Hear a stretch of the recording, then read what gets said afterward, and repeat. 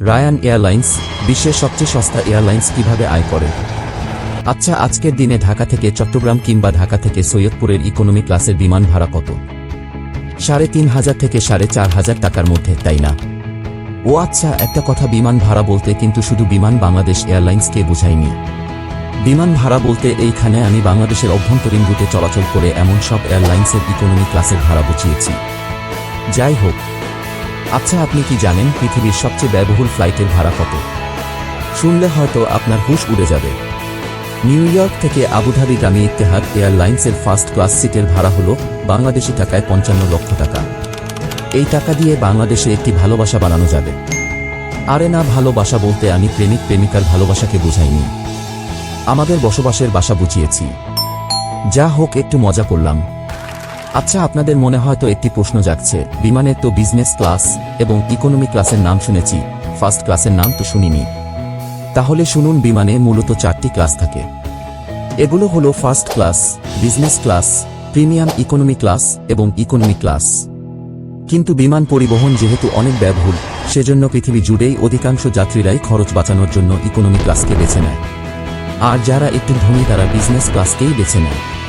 তারা premium economy ক্লাসে ওঠেন না, কারণ এটাতে উঠলে একটু গরিব লাগে, আবার ফার্স্ট ক্লাসে ব্যয়টা একটু অতিরিক্ত পরিমাণে বেশি।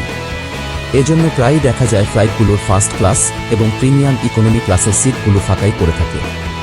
এ কারণে এয়ারলাইন্সগুলো বিমান উৎপাদনকারী কোম্পানিগুলোকে শুধু বিজনেস ক্লাস আর ইকোনমি ক্লাস দিয়ে বিমান তৈরির অর্ডার দেয়। তবে যে এয়ারলাইন্সগুলো বিলাসবহুল বিমানের অর্ডার দেয়, উৎপাদনকারী প্রতিষ্ঠানগুলো তাদের সেই বিলাসবহুল বিমানের জন্য 4টি ক্যাটাগরি রাখেন।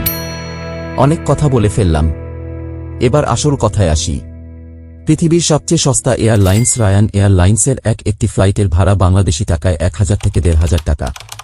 এই ভাড়া তো বাংলাদেশি এয়ারলাইন্সের ভাড়ার তুলনায় কম। আর ইউরোপিয়ান, যাদের মাথাপিছু আয় আমাদের চেয়ে ৩০ থেকে ৪০ গুণ বেশি, তাদের কাছে তো এই ভাড়া নেহায়েতই কম, তাই নয় কি? এতক্ষণে নিশ্চয় আপনারা বুঝে গেছেন ইত্তেহাদ এয়ারলাইন্সের সাথে রায়ান এয়ারলাইন্সের কোনো তুলনা হতে পারে না। সারা বিশ্বের বিমান যাত্রীরা যাত্রীসেবার মান এবং আরামদায়ক ভ্রমণের ভিত্তিতে বিশ্বের বড় বড় এয়ারলাইন্সগুলোকে রেটিং দিয়ে থাকেন। ২০২৩ সালের রেটিং অনুযায়ী বিশ্বের সেরা এয়ারলাইন্স হল ইত্তেহাদ এয়ারলাইন্স, আর বিশ্বের সবচেয়ে বাজে এয়ারলাইন্স হল রায়ান এয়ারলাইন্স।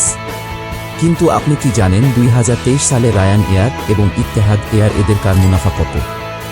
জানলে অবাক হবেন, ইত্তেহাদ এয়ারলাইন্সের সর্বোচ্চ মুনাফা যেখানে মাত্র $২৯৬ মিলিয়ন, সেখানে রায়ান এয়ারলাইন্সের মুনাফা $১,৫০০ মিলিয়ন।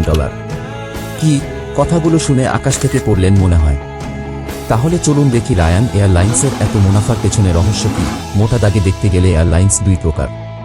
এদের একটি হলো ফুল সার্ভিস এয়ারলাইন্স আর অন্যটি হলো লো কস্ট বা সস্তা এয়ারলাইন্স। ফুল সার্ভিস এয়ারলাইন্সে আপনাকে এক টিকিটের মধ্যেই সকল সুযোগ সুবিধা দেওয়া হয়। অন্যদিকে সস্তা এয়ারলাইন্সে টিকিট দিয়ে শুধুমাত্র আপনি বিমানে বসে এক স্থান থেকে অন্য স্থানে যেতে পারবেন। অন্য যে কোনো সুবিধা নেয়ার জন্য সস্তা এয়ারলাইন্সগুলোতে আপনাকে অতিরিক্ত অর্থ গুনতে হবে। যেমন আপনি আপনার সাথে লাগেজ নিতে চাইলে অতিরিক্ত চার্জ দিতে হবে, বিমানে পছন্দ মতো সিট নিতে চাইলে অতিরিক্ত চার্জ দিতে হবে, বিমানে খাবার কিংবা পানীয় চাইলে অতিরিক্ত চার্জ দিতে হবে, ক্রেডিট কার্ড দিয়ে টিকিট ক্রয় করতে চাইলে অতিরিক্ত চার্জ দিতে হবে, বিমানবন্দরে পৌঁছানোর আগে অনলাইন চেক ইন না করলে অতিরিক্ত অর্থ গুনতে হবে। রায়ান এয়ারের প্রধান নির্বাহী তো একবার বলেই দিয়েছিলেন ফ্লাইটের ল্যাবরেটরি ব্যবহারের উপরও তারা চার্জ ধরার সিদ্ধান্ত নিতে যাচ্ছেন। আরে না, ল্যাবরেটরি মানে গবেষণাগার নয়, ল্যাবরেটরি মানে হলো পায়খানা। যা হোক, যাত্রীদের বিক্ষোভের মুখে তারা এই সিদ্ধান্ত থেকে ফিরে আসে। একটি সাক্ষাৎকারে রায়ান এয়ারের প্রধান নির্বাহী বলেছেন, আমরা যাত্রীদের খরচের বিষয়টা বিশেষভাবে বিবেচনা করছি। এজন্য আমরা ভাবছি এখন থেকে সিট ছাড়া কিছু বিমান কিনব, যাতে যাত্রীদেরও খরচ কম হবে আর আমরাও বেশি যাত্রী বহন করতে পারব। এই পদ্ধতিতে উপার্জিত মুনাফাকে এনসিলারি মুনাফা বলে। ২০১৯ সালে রায়ান এয়ারের মুনাফার ২৮% ছিল এনসিলারি মুনাফা। সস্তা এয়ারলাইন্সগুলোর আয়ের আরেকটা পদ্ধতি হল চাহিদার ভিত্তিতে টিকিটের দাম নির্ধারণ। তারা চাহিদা বেড়ে গেলে টিকিটের দাম বাড়িয়ে দেয়, আবার চাহিদা কমে গেলে টিকিটের দাম কমিয়ে দেয়, যাতে কোনো সিট ফাঁকা না থাকে। তাছাড়া সস্তা এয়ারলাইন্সগুলো খরচ বাঁচানোর মাধ্যমেও মুনাফা বাড়িয়ে থাকে। যেমন রায়ান এয়ার শুধু বোয়িং 737 ব্যবহার করে, এতে তাদের অপারেটিং খরচ কম হয়। কারণ আলাদা আলাদা মডেল এবং আলাদা আলাদা কোম্পানির বিমান কিনলে সেগুলোর জন্য আলাদা আলাদাভাবে যন্ত্রাংশ কিনতে হয়, এতে খরচও অনেক বেড়ে যায়। তাছাড়া ভিন্ন ভিন্ন বিমানের জন্য পাইলটদের আলাদা আলাদাভাবে ট্রেনিং দিতে হয়, এতেও খরচ বেড়ে যায়। সস্তা এয়ারলাইন্সগুলো তাদের ফ্লাইটে টিভির পরিবর্তে বিভিন্ন প্রতিষ্ঠানের বিজ্ঞাপন প্রচার করে। যাত্রীদের সামনে থাকা ম্যাগাজিনের কভারেও বিজ্ঞাপন প্রচার করে। রায়ান এয়ারের আয়ের আরেকটি কৌশল হল অজনপ্রিয় বিমানবন্দর ব্যবহার।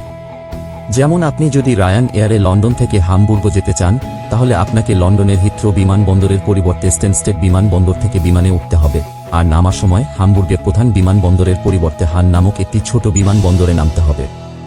রায়ান এয়ারের মুনাফার আরেকটি কৌশল হল কম দূরত্বে বেশি ফ্লাইট পরিচালনা করা। অর্থাৎ 12 ঘন্টার একটি ফ্লাইটের পরিবর্তে তারা 30 মিনিটের দূরত্বের 24টি কিংবা 1 ঘন্টার বাড়তি ফ্লাইট পরিচালনা করে। এতে মুনাফা বেশি হয়। এছাড়াও সস্তা এয়ারলাইন্সগুলো পাইলটদের ফ্ল্যাপ 4 ল্যান্ডিংয়ের পরিবর্তে ফ্ল্যাপ 3 ল্যান্ডিং করতে বাধ্য করে। এটি কিছুটা ঝুঁকিপূর্ণ হলেও এতে অনেকটা জ্বালানি খরচ বেঁচে যায়। এছাড়াও আরও কিছু অন্যান্য গোপন কৌশলে সস্তা এয়ারলাইন্সগুলো তাদের খরচ কমিয়ে মুনাফা বাড়ে থাকে। যেমন তাদের নিয়ে বেশি ট্রল কিংবা রোস্টিং করা হলে সেগুলো তাদের অনলাইন প্রচারণার কাজ করে, ফলে তাদের প্রচারণার খরচ কমে যায়।